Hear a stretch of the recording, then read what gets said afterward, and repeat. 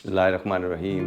آج میں آپ کے ساتھ اسکردو کے سفر کی روداد آپ کے ساتھ شیئر کرنا چاہتا ہوں۔ اسلام آباد ایئرپورٹ سے اسکردو جانے کے لیے ہم صبح سویرے ایئرپورٹ پہنچ گئے اور اسکردو کی فلائٹ میں چیک ان کیا۔ یہ ایک بہت بڑی گڈ لک ہوتی ہے کہ اگر آپ ناردرن ایریا کی طرف جا رہے ہوں اور آپ کو ویدر کلیئر مل جائے تو آپ کی فلائٹ جو ہے وہ سکسیسفلی اسموتھلی ہو جائے۔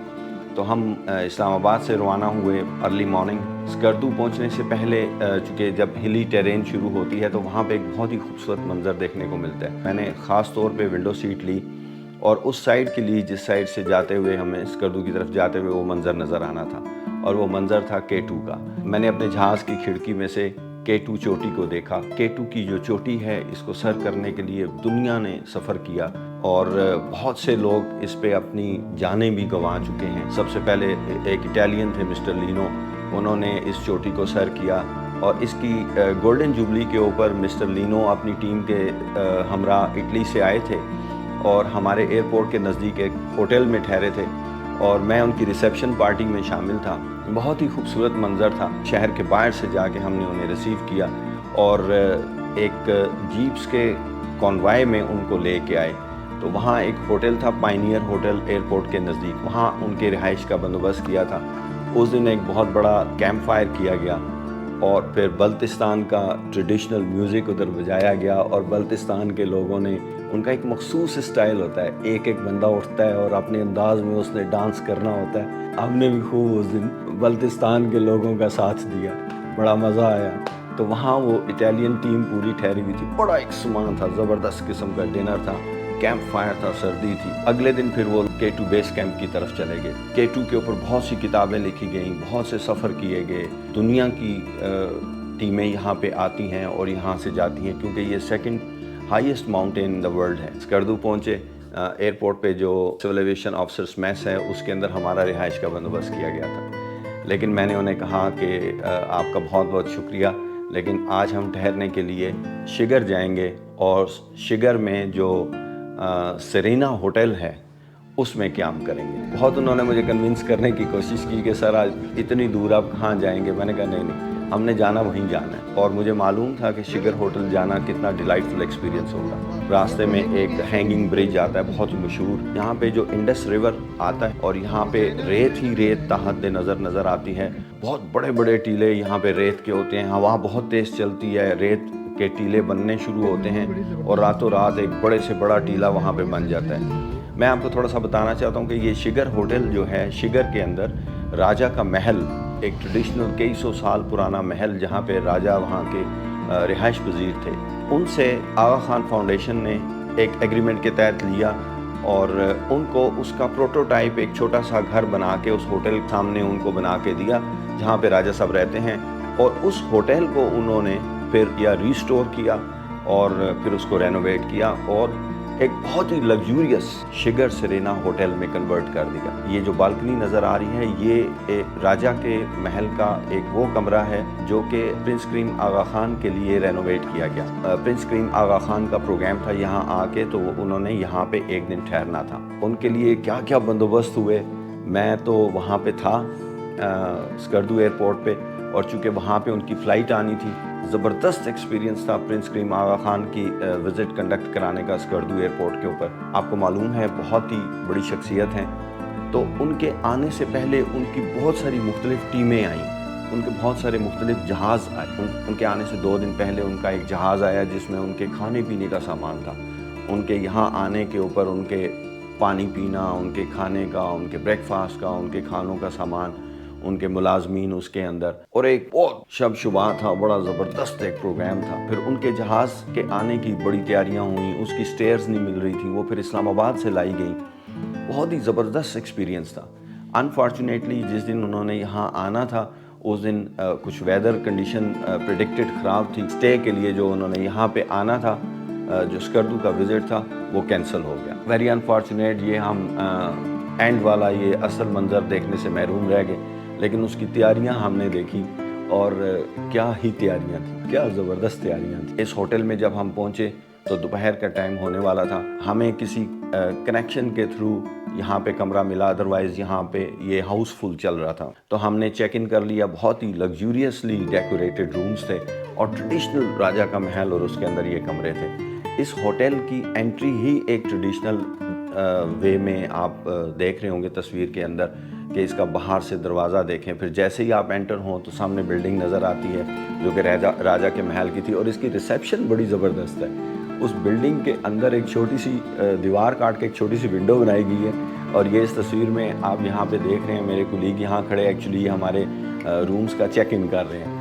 That was really very interesting. تو ہم نے یہاں پہ لنچ کیا, اور لنچ میں ہم نے وہاں کے مینیجر کی ریکمنڈیشن کے اوپر وہاں کے ٹریڈیشنل کھانے بنوائے. 2-3 ڈشز تھیں, اور وہ جہاں پہ ہم بیٹھ کے ہم نے کھایا وہاں پہ وہ نیچے دریا بہہ رہا تھا, اس کی آواز آ رہی تھی, اور اس کے ساتھ ہم نے وہ ہمارے سروں کے اوپر وہ انگوروں کی بیلیں تھیں, اور ایک ٹریڈیشنل اس کے لان کے اندر بیٹھ کے ہم نے وہ لنچ کیا. بڑا ہی مزہ آیا. تھوڑا سا ریسٹ کرنے کے بعد شام کی چائے پینے کے بعد پھر ہم نکلے, تو ہمیں گائیڈڈ ٹور ملا اور اس ہوٹل کی ٹور لگایا.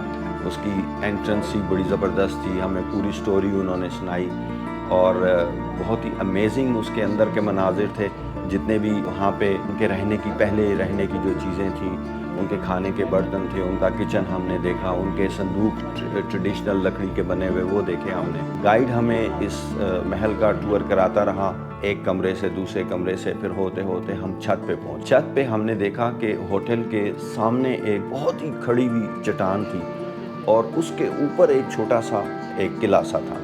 تو اس نے ہمیں بتایا کہ یہ راجہ صاحب کا یہ دوسرا محل ہے جو کہ اس چٹان کے اوپر ہے, اور اس کا راستہ جو ہے اس محل سے لے کے انڈر گراؤنڈ اس چٹان کے اندر جاتا ہے اس کی بیس میں, اور پھر وہاں سے وہ راستہ اوپر اس چٹان تک جاتا ہے. یہ اس لیے بنایا گیا ہے کہ جب کبھی دشمن حملہ آور ہوتے تھے تو راجہ صاحب اس محل سے اس میں اوپر ٹاپ پہ شفٹ ہو جاتے تھے, اور اوپر سے وہ پتھر پھینک کے اس راستے کو بند کر دیتے تھے. تو اونلی وے کہ اگر دشمن اس تک پہنچنا چاہے تو اس راک فیس کے اوپر سے کلائم کر کے اوپر جانا ہوتا تھا, which was very difficult, impossible. اور اوپر ان کے سپاہی اور بندے کھڑے ہوئے ہوتے تھے, اور ان کے مطابق انہوں نے ہمیں بتایا کہ جی وہ اوپر سے گرم پانی اور گرم تیل ان کے اوپر پھینکتے تھے اور پتھر پھینکتے تھے. تو it was next to impossible کہ کوئی اس فرنٹ پہ سے چڑھ کے ان کے اوپر حملہ آور ہو سکے. فینٹاسٹک ایکسپلینیشن تھی.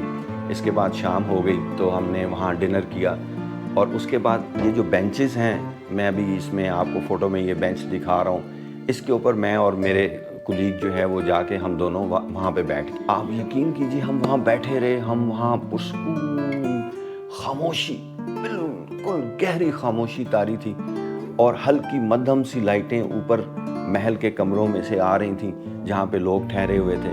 ٹریڈیشنل محل, اور اس کو ڈیکوریٹ کیا گیا تھا, اس کو کنورٹ کیا گیا تھا سرینا ہوٹل کی لگژری کے اندر.